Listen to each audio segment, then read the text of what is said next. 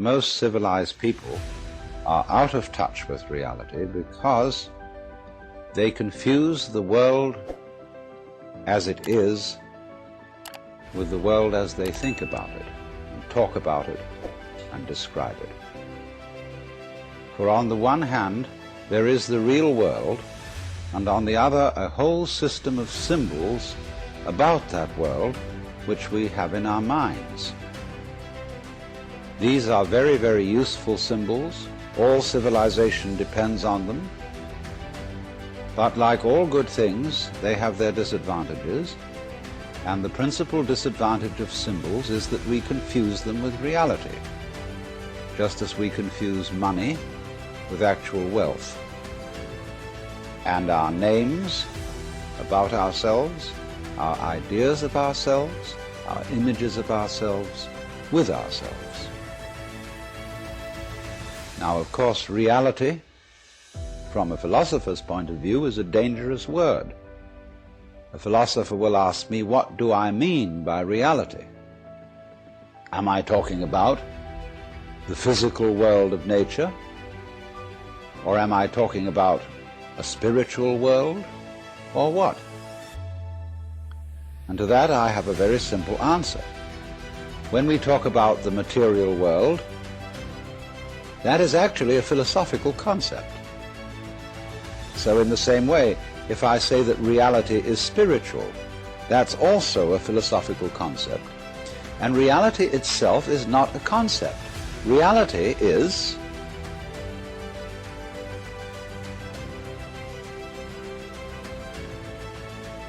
and we won't give it a name. Now, it's amazing what doesn't exist in the real world.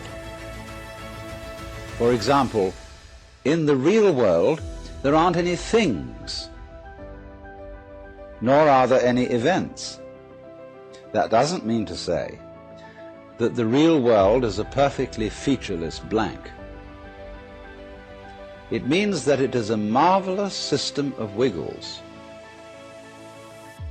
in which we descry things and events in the same way as we would project images on a Rorschach blot, or pick out particular groups of stars in the sky and call them constellations, as if they were separate groups of stars.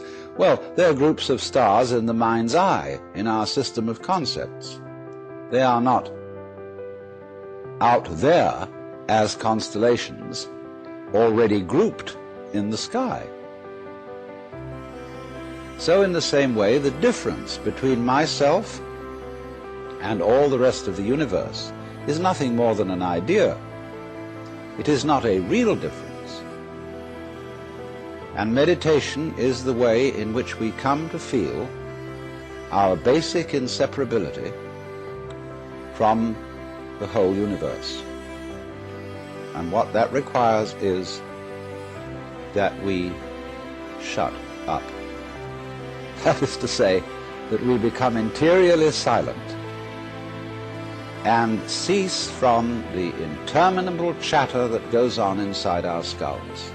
Because you see, most of us think compulsively all the time. That is to say, we talk to ourselves.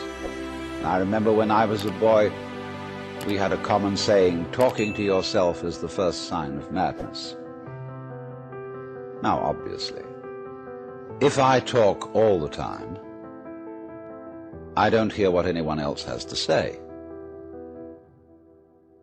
And so in exactly the same way, if I think all the time, that is to say, if I talk to myself all the time, I don't have anything to think about except thoughts. And therefore I'm living entirely in the world of symbols, and I'm never in relationship with reality. All right, now that's the first basic reason for meditation. But there is another sense, and this is going to be a little bit more difficult to understand, why we could say that meditation doesn't have a reason, or doesn't have a purpose. And in this respect, it's unlike almost all other things that we do, except perhaps making music and dancing.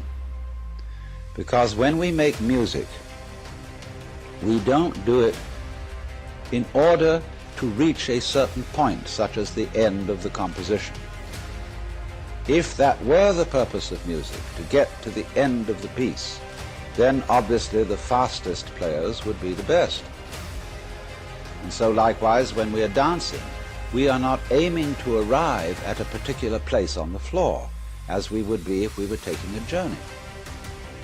When we dance, the journey itself is the point. When we play music, the playing itself is the point. And exactly the same thing is true in meditation. Meditation is the discovery that the point of life is always arrived at in the immediate moment. And therefore, if you meditate for an ulterior motive, that is to say, to improve your mind, to improve your character, to be more efficient in life, you've got your eye on the future and you are not meditating. Because the future is a concept. It doesn't exist. As the proverb says, tomorrow never comes. There is no such thing as tomorrow. There never will be, because time is always now. And that's one of the things we discover when we stop talking to ourselves and stop thinking. We find there is only a present, only an eternal now. So it's funny then, isn't it, that one meditates for no reason at all, except we could say for the enjoyment of it. And here I would interpose the essential principle that meditation is supposed to be fun. It's not something you do as a grim duty. The trouble with religion as we know it is that it is so mixed up with grim duties. We do it because it's good for you. It's a kind of self-punishment. Well, meditation, when correctly done, has nothing to do with all that. It's a kind of digging the present. It's a kind of grooving with the eternal now. And brings us into a state of peace where we can understand that the point of life, the place where it's at, is simply here and now.